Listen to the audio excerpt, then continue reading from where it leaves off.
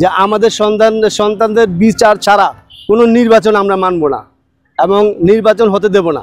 আমার ছেলে মোমিনুল ইসলাম হৃদয় 19শে জুলাই মিরপুর 10 নম্বর গোলচক্করে সে আপনার পুলিশের গুলিতে নিহত হয়। তাকে আপনার সাথের বন্ধুরা এবং কলেজের স্টুডেন্টরা তাকে সোহরাওয়ার্দী মেডিকেল কলেজে নেওয়ার পরে চিকিৎসারত তাকে মৃত বলে ঘোষণা করে। তারপর আমার ছেলেকে সন্ধ্যা অনুমানিক 8:30টার দিকে তার ওইখান থেকে তার বন্ধুরা তার অ্যাম্বুলেন্সে করে তাকে নিয়ে আসে আমার বাসায়। আসার পরে সাথে সাথে কিছু পুলিশ আছে, পুলিশ আসার পরে আমাকে সময় দিয়েছে 20 মিনিট। 20 মিনিটের মধ্যে আমার সন্তানের লাশ খুব দ্রুতভাবে কবর দেওয়ার জন্য বলতো। তখন আমরা কি করবো আর কোন থানা তা তো আমি বলতে পারি না। তাছাড়া এখানে মনে করেন আপনার পুলিশের গাড়ি আসছে, পুলিশ আসছে এইটা জানি, কোন থানার পুলিশ এটা তো আমি তাদেরকে জিজ্ঞেস করিনি আর বলতেও পারি না। তারপর আপনার রাত্রে তখন তাকে গোসল করে আপনার কালশি কবরস্থানে দাফন করানো হয়েছে। তবে এখন আমার ছেলে মারা গেছে আজকে বিগত 1 বছর হয়ে গেছে, 19শে জুলাই কিন্তু চলে গেছে। এখনো পর্যন্ত আপনার কোনোতে এটার উদ্যোগতি এবং কোনো কিছুই পাই না। তারপরে মনে করেন এখন কি বিভিন্ন দলেরা আপনার নির্বাচনের দিচ্ছে, নির্বাচন করতে তাড়াতাড়ি অন্তর্বর্তীকালীন সরকারকে তাড়াতাড়ি ক্ষমতা হস্তান্তর করতে।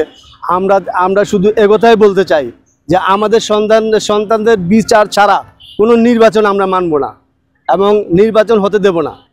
আর আমাদের সন্তানরা জীবন দিয়ে এই দেশের জন্য জীবন দিয়ে গিয়েছে, কি তাই অন্য দল এসে আবার সেই আসন নিয়ে আবার ভাগাভাগি করবে, আমরা এটা হতে দেব না।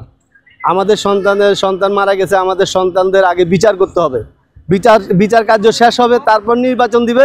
যে দল ক্ষমতা আসুক আমরা তাদেরকে সম্মান দেব। কিন্তু আমাদের সন্তান মাঝে ইয়ের পরে বিচার না শেষ করা পর্যন্ত আমরা কোনো বিচারের দিকে যাইতে চাই না, আমরা কোনো নির্বাচনের দিকে যাইতে চাই না। আমার ছেলে মিরপুর সরকারি বঙ্গবন্ধু কলেজে আপনার এবার বিএ অনার্সে আপনার এবার পরীক্ষাতে শেষ ছিল আর কি।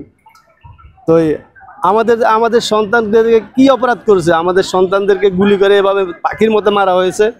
বাংলাদেশে আপনার প্রায় 2000-এর উপরে শহীদ পরিবার, তারা এখন বর্তমানে হিমশিম খাচ্ছে। আমার একটি মাত্র ছেলে, আমার এই একটি মাত্র ছেলে তো আমার সম্বল ছিল। এখন বর্তমানে ভবিষ্যৎ আমার কি? ভবিষ্যৎ আমাদেরকে কে দেখবে? আমরা কার কাছে যাব?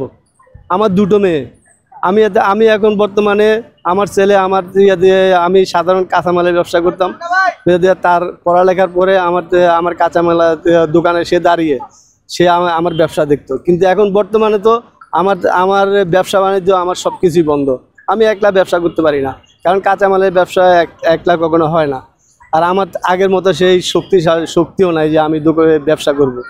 এখন ভবিষ্যতে আমাদের কি হবে?